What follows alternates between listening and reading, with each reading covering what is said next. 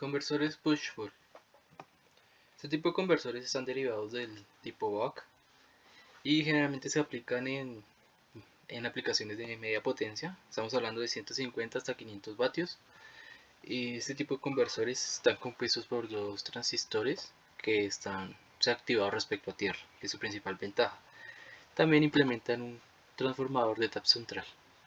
Este transformador está acoplado, pues está definido por el número de vueltas, que sería N a 1. Este tipo de conversores tienen dos polaridades. La primera sería que cuando S1 está activo, entonces se activa el diodo 1 y el diodo se apaga. Cuando S2 está activo, entonces el diodo 1 se apaga y el diodo 2 está activo. La segunda polaridad sería que S1 está activado y el diodo 1 está apagado y el diodo 2 está encendido. Y en el siguiente ciclo sería que S2 está activado, el diodo 1 activado y el diodo 2 apagado. La principal ventaja de este tipo de conversores es que las puertas de cada uno de los transistores, como dije anteriormente, están acopladas a tierra, están respecto a tierra, por lo tanto más fácil manejarlos. También se pueden implementar en puentes rectificadores. Sus desventajas es que en algunos casos se generan desequilibrios de flujo, ya que después de determinado número de ciclos se inducen a altas corrientes. Esa sería la consecuencia. Esto se debe principalmente a que el voltaje encendido de los transistores, al igual que el ciclo útil, el ciclo de trabajo, son diferentes. También porque el devanado de cada uno de los bobinados de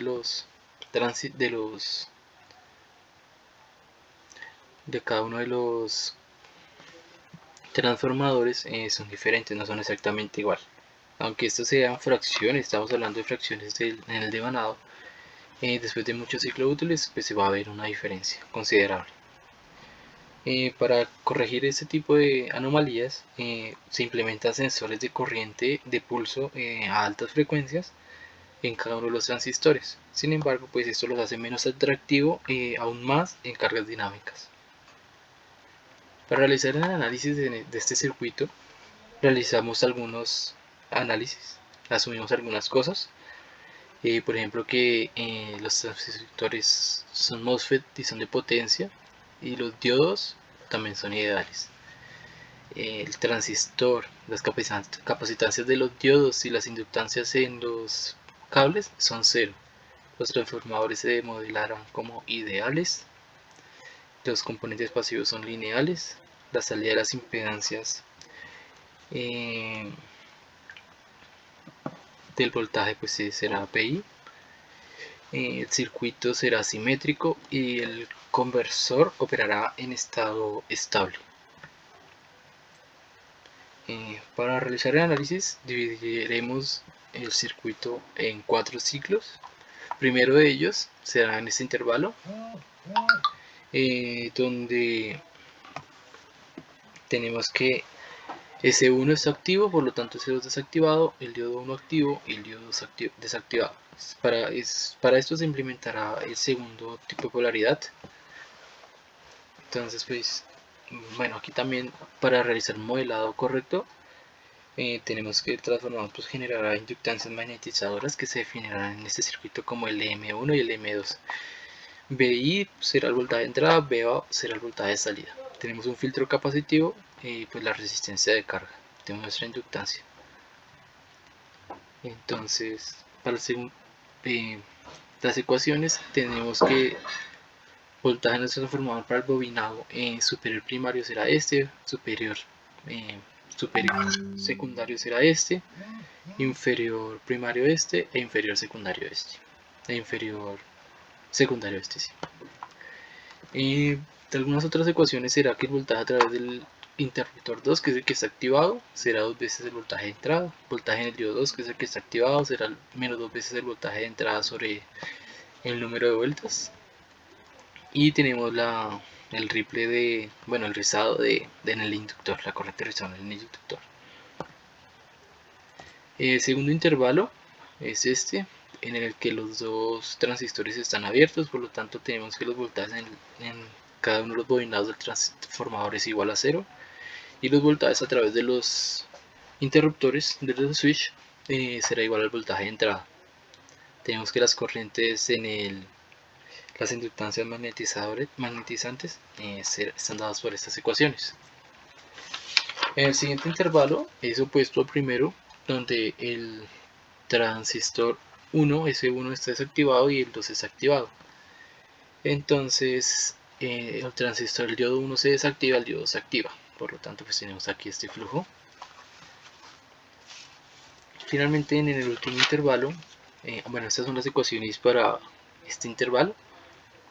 Las mismas ecuaciones para los bobinados, pues, tanto secundario como primario, y superiores e inferiores.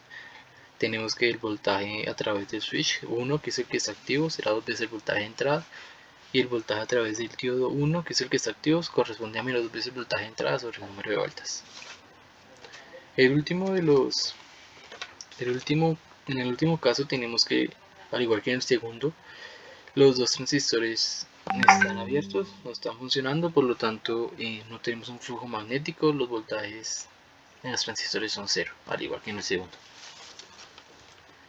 El esquema general de funcionamiento tenemos que es modulado, es un controlador modulado. Entonces tenemos acá que el ciclo útil por el periodo sería pues nuestro ancho, que sería lo que tenemos activado. Entonces acá tenemos la puerta, el voltaje en la puerta para el 1 y para el 2. Tenemos que las corrientes, tanto para uno como para la otra, tienen forma de rampa, que esas corresponden a la integral, por lo tanto serían una línea recta. Tenemos el rizado de la corriente, que pues ronda entre la corriente media. Tenemos un I máximo y un I mínimo en el inductor. Y pues también tenemos que las corrientes y las inductancias magnetizantes estarán oscilando a través del tiempo entre positivo y negativo. Vamos a ver un ejemplo. Para este caso tenemos que diseñar un push-pull PWM conversor que tiene que operar en CCM. Las especificaciones serán que el voltaje de entrada nominal será de 156 voltios, el mínimo será de 127, el máximo de 187 voltios. El voltaje de salida requerido será de 12 voltios, igual que la corriente media mínima de 2 amperios y la corriente media máxima de salida 20 amperios. Entonces el primer paso sería calcular la potencia máxima y mínima de salida, que sería potencia es igual al voltaje por corriente, tanto con la corriente mínima y máxima. Tenemos que este circuito oscilará entre 240 vatios y 24 vatios. Los valores mínimos y máximos de la resistencia de carga con ley de Ohm, voltaje es igual corriente por resistencia. Despejamos resistencia voltaje sobre corriente. Tenemos que la resistencia de carga mínima será de 0,6 ohmios y máxima de 6 ohmios. Realizamos el cálculo de los voltajes de ese mínimos, nominales y máximos con estas ecuaciones. No todas las ecuaciones se colocaron anteriormente para evitar confusiones. Siguiente caso será asumir el ciclo útil. En este caso pues sabemos que este tipo de circuitos, los ciclos útiles rondan entre la mitad, 50% y menos. Entonces asumimos un ciclo útil para después despejarlo. Una eficiencia del 85%. Calculamos nuestra relación de voltaje de transformador que está dado por esta ecuación. 2 veces la eficiencia por el ciclo útil máximo sobre el voltaje máximo de salida, que fue el que calculamos aquí anteriormente. Eso nos da un número de vueltas total a 7,2. Podemos realizar la aproximación a 7 vueltas. Y ahora sí calculamos el ciclo útil mínimo, nominal y máximo, que está dado por estas ecuaciones. El siguiente es asumir una frecuencia. Para este caso será de 100 kHz. Entonces realizamos el cálculo de la inductancia mínima requerida para mantener el circuito en CCM. Está dado por esta ecuación. Realizamos las respectivas sustituciones y calculamos. Nos da 7.074 microhenrios. Podemos aproximarlo a 10 microhenrios para implementarlo en el circuito. Entonces el máximo rizado de la corriente en el inductor corresponde a esta ecuación, será de 2,83 amperios. Y el rizado en el voltaje corresponde al voltaje de salida dividido 100, será 120 milivoltios.